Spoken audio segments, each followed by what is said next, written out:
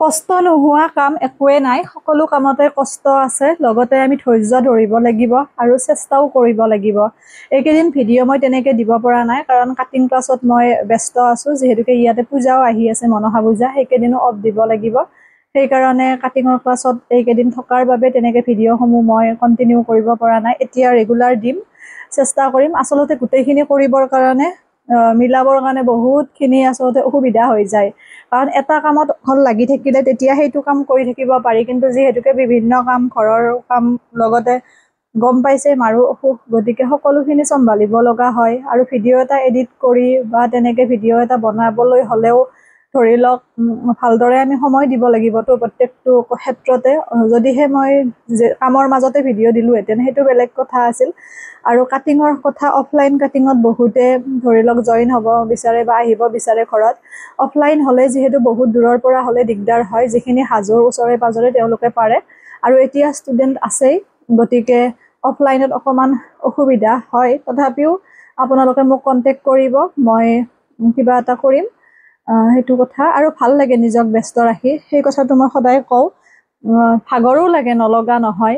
বা কেতিয়াবা ধৰি লওক এনেকুৱা লাগে এটা কামে কৰি কৰি অকণমান ৰেষ্ট ল'বলৈও ইচ্ছা যায়, প্ৰত্যেকৰ দৰে মোৰো ইচ্ছা যায়, যিহেতু মানুহে হয়। কিন্তু আকৌ ভাবোঁ যিহেতুকে কাপোৰটো মোক দিছে চিলাবৰ কাৰণে বা কোনোবা আহিছে, তেনেকৈতো বহুত মানুহ আছে, বেলেগতো দিব পাৰে, বেলেগতো যাব পাৰে, যোৱা নাই। গতিকে মইনো কিয় উভতাই পঠাওঁ, তেনেকৈ ভাবি আকৌ মানে মনত দুগুণ উৎসাহ লৈ পেলাই কামটো কৰিবলৈ আগুৱাই যাওঁ। আৰু আপোনালোকে যিমানখিনি উৎসাহ দিছে, ছাপোৰ্ট কৰিছে, মই তাৰ বাবে সদায় আপোনালোকৰ ওচৰত কি ক'ম আৰু বহুত বেছি মোৰ ভাল লাগিছে। আৰু আপোনালোকে যিটো উৎসাহত এটা কমেণ্ট দিয়ে, তাতেই মই বহুতখিনি সাহস পাওঁ। এতিয়ালৈ কিবা যে কৰিব পাৰিছোঁ সেইটো মোৰ মনে কোৱা নাই, বা তেনেকৈ কিবা কৰা বুলিও মই ভবা নাই। চেষ্টা কৰি আছোঁ, শিকি আছোঁ, শিকি যাম, কাৰণ মানুহৰ যিহেতু শিকাৰ অন্ত নাই মৃত্যুৰ সময়লৈকে। গতিকে শিকি যাম, শিকি ভাল পাওঁ। আৰু আপোনালোকেও কিবা ভুল দেখিলে আঙুলিয়াই দিব, কাৰণ ভুল হোৱাটো স্বাভাৱিক। আৰু মই শুধৰণি কৰিব পাৰিম আপোনালোকে ভুলটো আঙুলিয়াই দিলে, সেইটো কথা। আৰু সেই কথাটোৱেই মই সকলোকে কওঁ, ভুল হোৱাটো স্বাভাৱিক, কিবা ভুল হ'লে আঙুলিয়াই দিব লাগে। কিন্তু সমালোচনা কৰিলে মোৰ ভুলটো মই গম নাপাম। আপোনালোকে ভুলটো দেখি আনৰ আগত ক'লে তাৰ পৰাতো মোৰ একো লাভালাভ নাই। এতিয়া মোৰ ভুলটো আপোনালোকে মোক দেখুৱাই দিলেহে মই শুধৰণি কৰিলে মোৰ উপকৃত হ'ব পাৰিম, নহয় জানো? যিকোনো ব্যক্তিৰ ক্ষেত্ৰত যদি আপুনি সেই ব্যক্তিগৰাকীৰ শুভ চিন্তক হয়, তেতিয়াহ'লে ভুলটো আপুনি তেওঁকে আঙুলিয়াই দিব, তেতিয়াহে তেওঁ উপকৃত হ'ব আৰু আপোনাক কেতিয়াও বেয়া নাপায়, সেইটো কথা।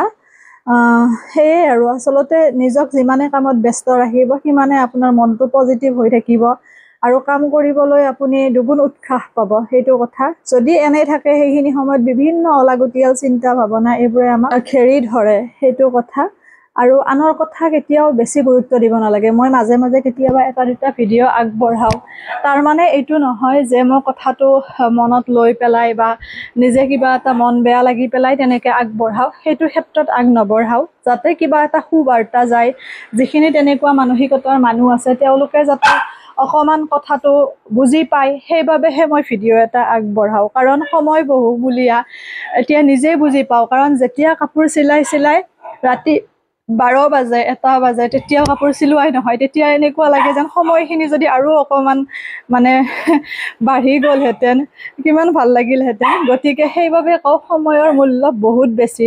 কাম কৰা মানুহে সেই কথাটো বুজি পায়, যিখিনি সময় সেইখিনি যেন নাটনি হয়, তেনেকুৱা হয়। গতিকে সময়খিনি এনেকৈ অলাগতিয়াল কথাত নোহোৱাই আনৰ সমালোচনাত মানে অপচয় নকৰিব, সেইখিনি নিজৰ তাত দিয়ক বহুমূলীয়া সময়খিনি, অন্ততঃ কিবা অকণমান হ'লেও উপকৃত হ'ব পাৰিব। সেই কথাটোক লৈহে মই ভিডিঅ' বনাওঁ, কিন্তু তাৰ পৰা মোৰ একো দুখ বা তেনেকৈ বেয়া নালাগে, সেইটো কথা। ৰাতিপুৱাৰ পৰা মই ব্যস্ত থাকোঁ ইটো সিটো কামত। যিখিনি মানুহ ৰেগুলাৰ আহে বা যিখিনিয়ে জানে তেওঁলোকে ভালদৰে জানে, তেওঁলোকে সোধেও যে ভাগৰ নালাগে নেকি, বা আহিলে কামেই কৰা দেখি থাকোঁ।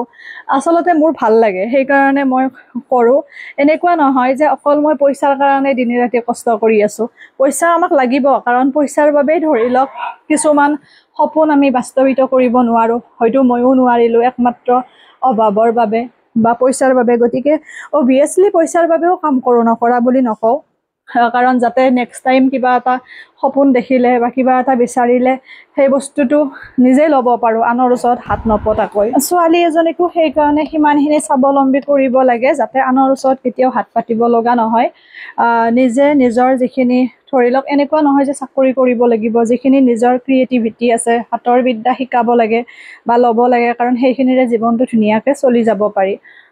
কাৰণ মানুহৰ দিন কেতিয়া কেনেকৈ কোনফালে যায় ঠিক নাই, কিন্তু নিজৰ হাতৰ বিদ্যাটো থাকিলে কেতিয়াও বিপদত পৰিব লগা নহয়। এয়া কাটিং ক্লাছ যোৱাৰ পিছত এইখিনি আকৌ চাফ চিকুণ কৰিও থ'ব লাগিব নহয় জানো? সেইটোৱে কথা, এইবোৰে ধৈৰ্য আচলতে। কাৰণ প্ৰত্যেক দিনে 2বাৰ 3বাৰকৈ পৰিষ্কাৰ কৰিব লাগিলে সেইটো এটাও বহুত ডাঙৰ ধৈৰ্যৰ কথা। গতিকে সেইবাবে এইবোৰ কামৰ পৰা আমি ধৈৰ্য বঢ়াব পাৰোঁ। আৰু যদি কাৰোবাৰ ধৈৰ্য কম, কিতাপ পঢ়িব পাৰে, কিতাপ পঢ়িলে আমাৰ ধৈৰ্য বাঢ়ে। গতিকে পঢ়িব কিতাপ সেইটো কথা।